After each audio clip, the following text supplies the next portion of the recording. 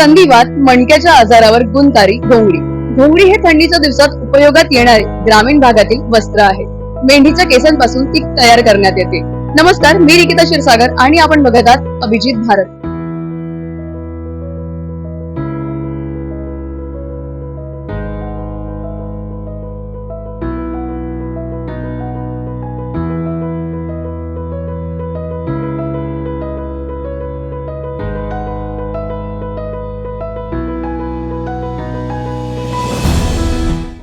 मायेची ऊब देणारी घोंगडी कशी उपयोगात ठरते ही आज आपण जाणून घेऊया महिला उद्योजिका शीतल साळके यांच्याकडून.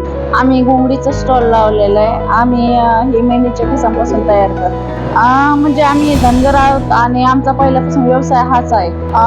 मेंढीच्या केसांचा शरीरासाठी, कमरेचा, मणकेचा वात, संधिवात, रक्तवाहिन्यासाठी या सगळ्या आजार असले त्याच्यासाठी एकदम चांगले असते आणि ही 12 महिने वापरता येते.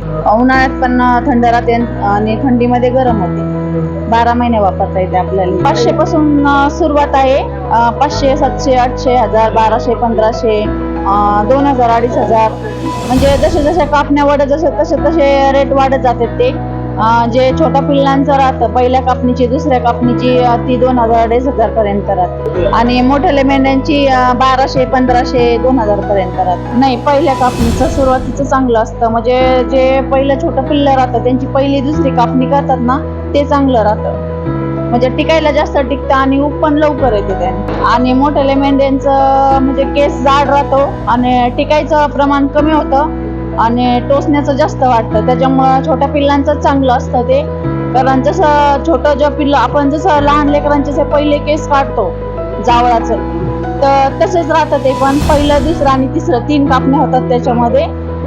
जे पहिलं स्टार्टिंगचं राहतं ते 3, 3,500, 4,000 पर्यंत जातं आणि ते लांबी रुंदी पण त्याची जास्त असते. म्हणजे 11, 4.5 काढली जाते आणि एकदम शॉर्ट टाईपचं एकदम बारीक विणलं जातं ते. त्याच्यामुळे त्याची जास्त रेट राहते आणि टिकायला पण जास्त टिकते.